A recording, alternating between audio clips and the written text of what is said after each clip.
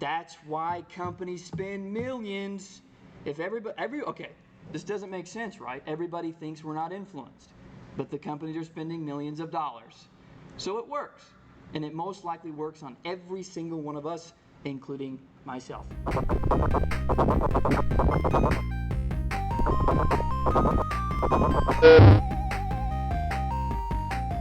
So, advertising rules the world. Most companies recognize the need to advertise and the benefits of doing so they're willing to pay a price for it.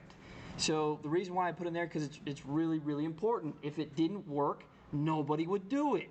So there's a reason companies spend millions of dollars on advertising, especially the repetitive ones.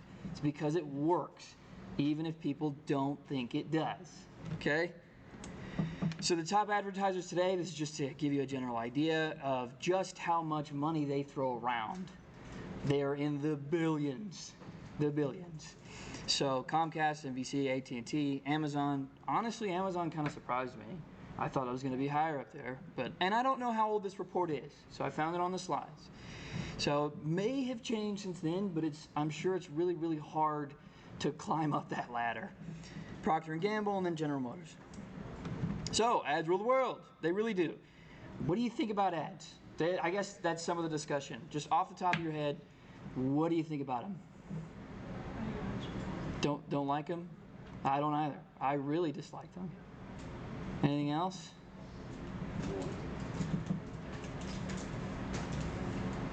The more you give me, the faster we can move on. Yeah, absolutely. I heard something over here too. Yep. Yes, absolutely. A lot of times they can get annoying. And a lot of times they are more repetitive than we like to think, which is scary. At least in my opinion. You know, that I have to say at least in my opinion, because that's some of the stuff that I study. So y'all have to figure out your own opinions on that sort of stuff. But YouTube, streaming, all of this stuff, all of it. And some of them are separate industries in advertising itself. TV shows, as we all know, cable's going downhill because, it's just constant advertisements. You watch not even 10 minutes of something, and then there's another 10 minutes of ads. So the truth, many people claim that they never pay attention to advertising. This is a proclivity, by the way. I'm pretty sure I thought this till my master's. It's like, I didn't worry about advertising very much. And it's just completely untrue. Completely untrue. So according to Forbes, here's that number we talked about, I think, a couple weeks ago. From billboards to gas pumps, most Americans are exposed to 4,000 to 10,000 ads a day. That's ridiculous. We can't even remember the last 5 we looked at. Yeah? That's why it's so important to, if you're going into the advertising industry, to set yourself apart, because there are thousands of advertisements. So can anybody off the top of their head think of something that they bought because of an ad, because they saw something? It's hard, right?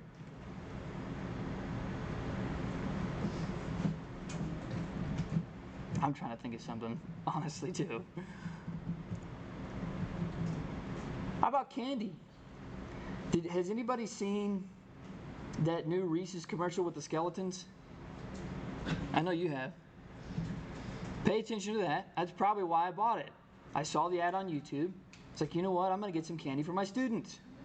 That's a direct line.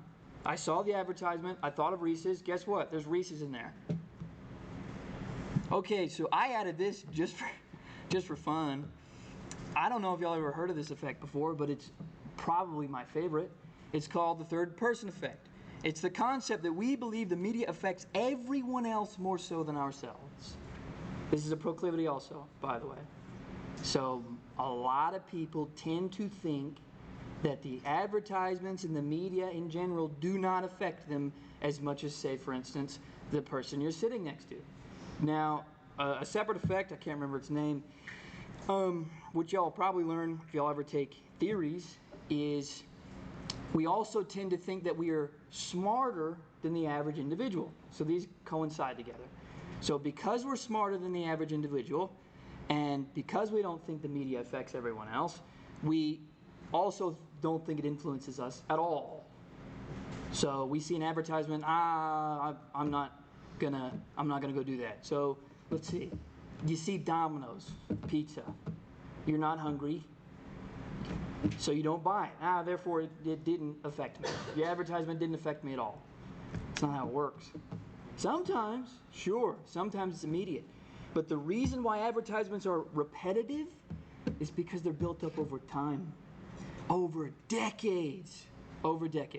So just because you don't buy the Domino's right then and there does not mean that the advertisement doesn't affect you.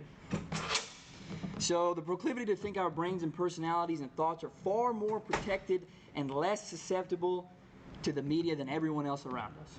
This is dangerous because we go throughout our entire lives thinking that we're closed off to getting affected by things. But this goes back to what I said at the beginning of the lecture. That's why companies spend millions. If okay, this doesn't make sense, right? Everybody thinks we're not influenced, but the companies are spending millions of dollars. So it works, and it most likely works on every single one of us, including myself. So the first time I heard of this effect, one of the reasons why it was so fun to me is because I got a great dose of cognitive dissonance. I did not want to believe it.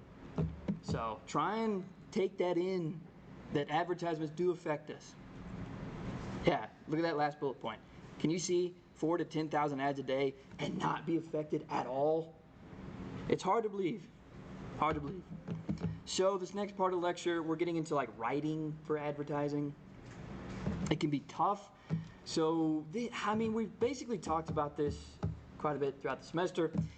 You're required to persuade, motivate, and use strong writing skills. That's AP style. Accuracy, clarity, efficiency, and precision. It's a lot like news, what we're doing now, our next up assignment, the SMP. So you process and match info into the medium you're using, so it just depends on what you want to use. You have to tailor it that way. You have to also tailor your words and structure to fit the product, the media, and the purpose. I'm going to be looking for this sort of stuff, by the way. I'm going to be looking for if you are tailoring to the audiences, okay? And it's a planner, right? But it's similar to writing professionally and not writing casually. So you also answer to editors, submit, blah, blah, blah. It's creative, but there are limitations. So needs, this is important for your SMP. Everyone has specific needs, and I think we went over it a little bit before. So it's your job to find them and tailor your message to them.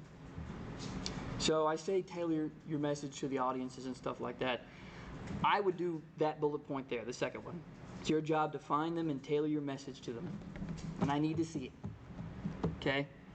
What are some basic needs? I don't know if anyone's heard of Maslow's hierarchy of needs. You can look it up, and it's basically like a pyramid.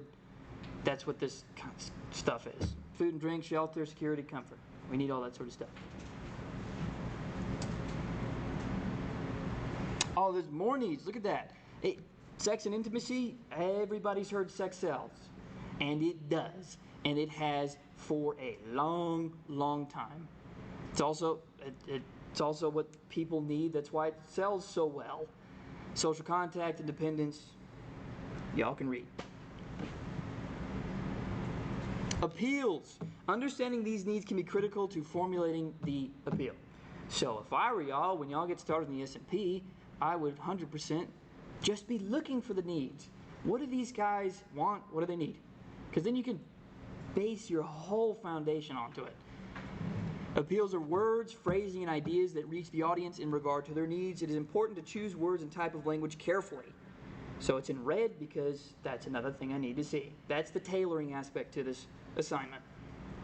So ask yourself, what does the product do? What are the physical characteristics? There are more questions in y'all's book. Know your audience. So there are two groups, those who use your product and those who don't. A lot of times when we are forming an advertisement, we kind of just bolster the attitudes and behaviors and especially the actions of the people who already are using the product. So the people who don't use the product, that's like a separate category. We get other people to focus on that. Most ads, there it is. Look at that. most ads reinforce target audience behavior. That's what most ads do. So we can go back to the Domino's example. If I like Domino's pizza and I keep seeing Domino's advertisements, they are reinforcing my behavior to go and buy Domino's because they already know I like the pizza. So these are really important too. I have to see this in the S&P, psychographics, and demographics. I think we already went over a little bit of that last week. Good. So, and all these examples are demographics. Okay, pretty sure we are almost done. The strategic message planner. So be mindful of the situation surrounding your audience, like what's going on inside their heads. If there was a scandal or something like that, you're going to need to know something like that so you can tailor your message to try and mitigate those effects. The problem surrounding your product, if it's too expensive, it's got a bad reputation. If it has a bad reputation, I probably wouldn't choose it because that's just more stuff you have to look at. The objective of your product or ad is to make people aware, change people's attitudes. There are more examples in your book. Be mindful of this throughout the entire project. What's in it for me? And these are really, really good, strong examples because everybody cares about these things. Money, safety, comfort, and affirmation. Affirmation specifically, like I used the cologne example last week. It's like if I'm going to get compliments from people, I'm going to want to buy it because everybody likes to hear compliments.